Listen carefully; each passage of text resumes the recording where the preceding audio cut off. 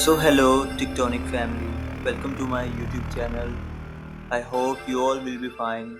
So let's get started. So जिस तरह के हमने अपनी लास्ट वीडियो के अंदर introduction to dot net framework के बारे में देखा था कि डॉट नेट होता क्या है और उसमें क्या क्या चीज़ें इन्वॉल्व होती हैं और वो फ्रेमवर्क है तो उसमें हम क्या क्या चीज़ें देखेंगे पढ़ेंगे उसके बारे में बेसिक नॉलेज हमने लिया था कि डॉट नेट के अंदर हम किस तरह काम कर सकते हैं या हम आगे जाके किस तरह काम करेंगे। तो इस डॉट नेट के फ्रेमवर्क के अंदर जो चीज़ें हमारे साथ काम करती हैं, जो अभी भी करंटली काम कर रही हैं, हम आज उसके बारे में देखेंगे। तो सबसे पहले जो हमारे पास ये जो इसकी टेक्नोलॉजी कह लो या एक स्टैक कह लो, मतलब टेक्नोलॉजी है वेब फॉर्म्स की। तो आज हम इसके बारे में देखेंगे। तो शुरू करते हैं आज की ये वीडियो। आज इस वीडियो का टॉपिक है classic ASP.NET web form development.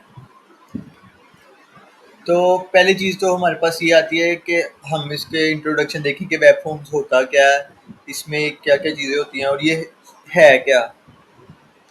तो वेब फॉर्म्स ये .NET फ्रेमवर्क का डिज़ाइन किया हुआ है एक डायनेमिक बिल्डिंग कह लो या डाटा ड्रिवन एप्लीकेशन है जो कि हमें इस चीज़ के लिए अलाउ करती है कि हम सर्वर साइड इसे हम काम करवा सकें। और ये आज तक की टेक्नोलॉजीज़ में डॉट नेट की सबसे ज़्यादा फास्ट तरीन है, लेकिन ये ओल्ड स्टैक हो गया तो इसलिए ज़्यादा इस पे काम नहीं होता। जो एग्जिस्टिंग प्रोजेक्ट्स बने होते हैं ना कंपनीज़ के, जो पुराने हैं, वो वेब फॉर्म्स पे आज भी चल रहे हैं, लेकिन कई लोग उसको कोर पे शिफ्ट कर रहे हैं, उसकी रीवैम्पिंग कर रहे हैं। लेकिन जो स्पीड के लिहाज से हम चीज़ें देखें ना, तो ASP.NET वेब फॉर्म्स वो बहुत ज़्यादा स्पीड ऑप्टिमाइज्ड ये है फ्रेमवर्क का डिज़ाइन।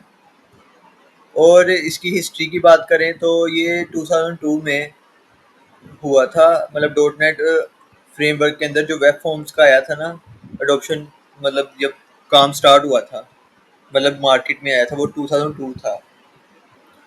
और ये इसके ऊपर लोग इंटरप्राइज लेवल की एप्लीकेशन बनाते थे जो कि बहुत ही वेल डेवलप होती थी उस टाइम के लिहाज से। और फिर जो क्या इसका नाम है देखा जाए, इसके बाद जो वो आई थी मतलब टेक्नोलॉजीज, वो थी ASP.NET MVC, फिर साथ ASP.NET कोर, मतलब ना उसके बाद की चीज़ें हैं। तो जो वेब फॉर्म है इसको अंदर हम आज के जो करंटली जो काम होता है वो हम करते हैं C# के ऊपर। C# एक लैंग्वेज है। इसी तरह जो डॉट नेट सपोर्ट करता है उसके अंदर F# भी है और VB.NET भी है, लेकिन ये पहले यूज़ होती थी, अब नहीं। अभी भी अगर कोई एग्जिस्टिंग पुराने जो बने हुए हैं वही बात है प्रोजेक्ट्स, तो उसके अंदर आज भी यूज़ होती है, लेकिन अब का कुछ कहा नहीं जा सकता क्योंकि अब जो है ना मेन मोटिव वो C# का ही है। फिर उसके बाद हमारे पास दूसरा पॉइंट आ जाता है कि जो वेब फॉर्म्स का पेज लाइफ साइकिल है वो क्या है। तो जो पेज लाइफ साइकिल है ना, इसको ना थोड़ा मुश्किल है समझना, लेकिन मेन इसकी चीज़ें मैं बता देता हूँ कि ये ना जो रिक्वेस्ट होती है ना, जैसे कि अनलोड कर रहे हैं हम किसी चीज़ को, लोड कर रहे हैं, इनिशियलाइज करवा रहे हैं या रेंडरिंग कर रहे हैं डाटा की, तो ये उसके लिए ना ये उस उन फेजेस के लिए हम मतलब कहा जा सकता है कि लाइफ साइकिल हम किस तरह इसको करवा सकते हैं, काम से ले सकते हैं ये। क्योंकि ना ये स्टेट्स जो होती है ना, स्टेट मैनेजमेंट्स, जिसके अंदर वो हम HTTP की रिक्वेस्ट जो होती हैं उनको हैंडल करते हैं, ये उस लिए काम आता है।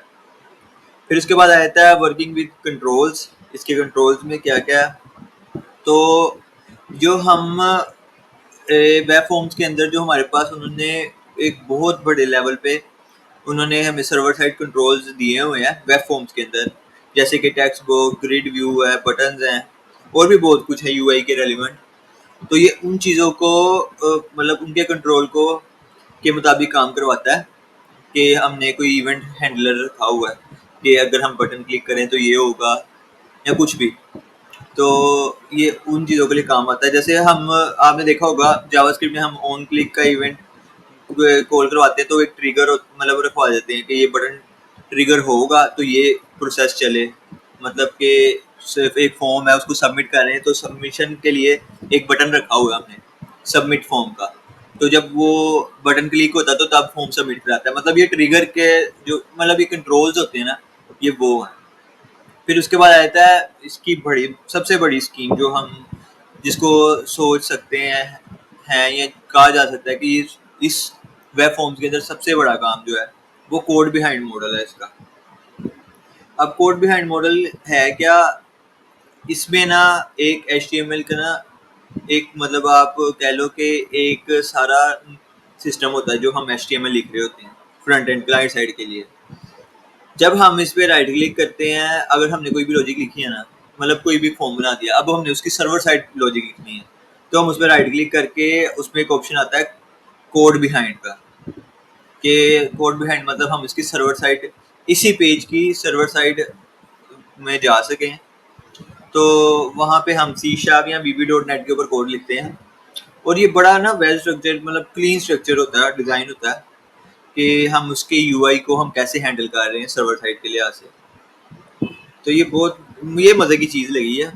लेकिन जो आजकल के न्यू डेवलपर हैं उनको अजीब भी लगता है, लेकिन ये बहुत उसी उन चीज़ों के लिहाज से देखा जाए तो बहुत अच्छा है। फिर उसके बाद आ जाता है डाटा बाइंडिंग।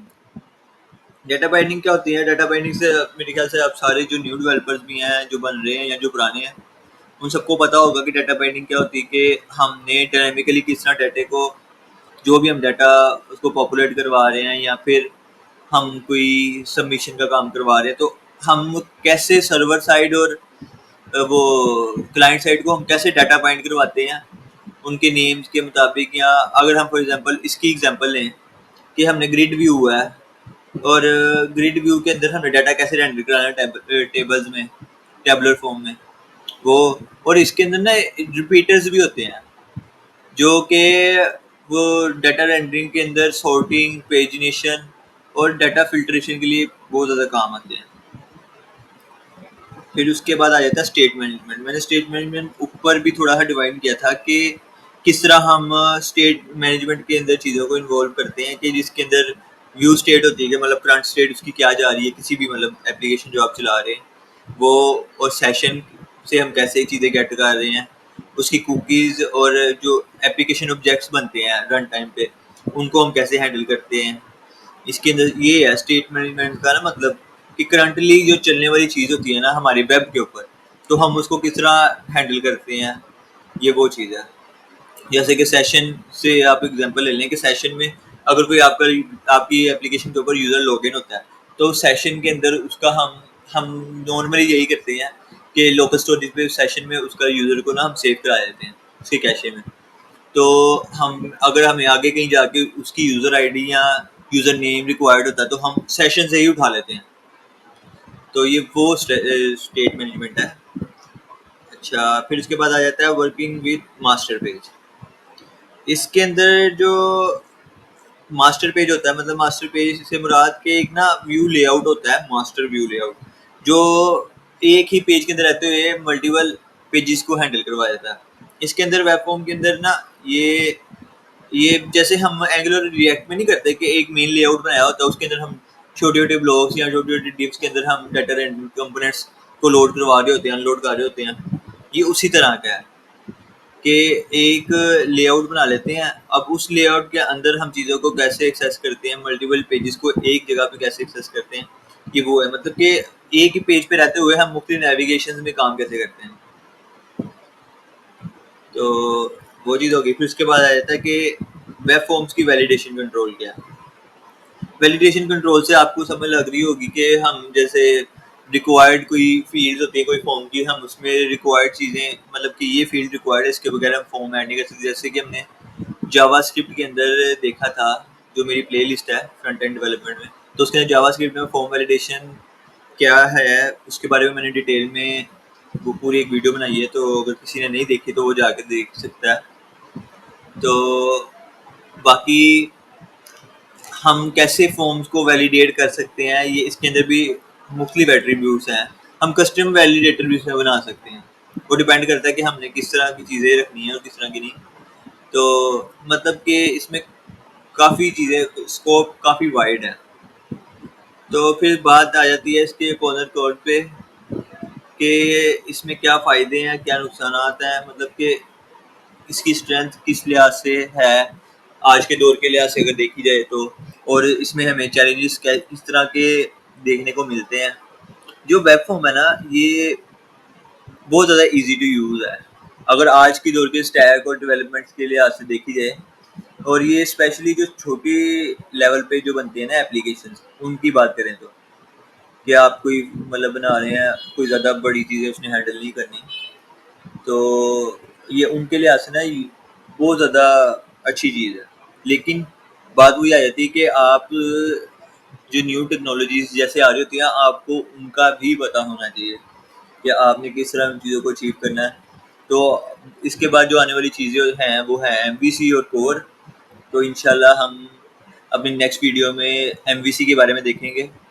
मैं ये चाह रहा हूँ कि पहले डॉट नेट के अंदर रहते हुए हम कि कौन कौन से मतलब टेक्नोलॉजीज़ हैं, पहले हम उनके ऊपर देखें, बेसिक से नॉलेज आपको हो कि वेब फॉर्म्स क्या है, MVC क्या है, कोर क्या है, फिर उसके रेलिवेंट आगे उन चीज़ों को चलाएं।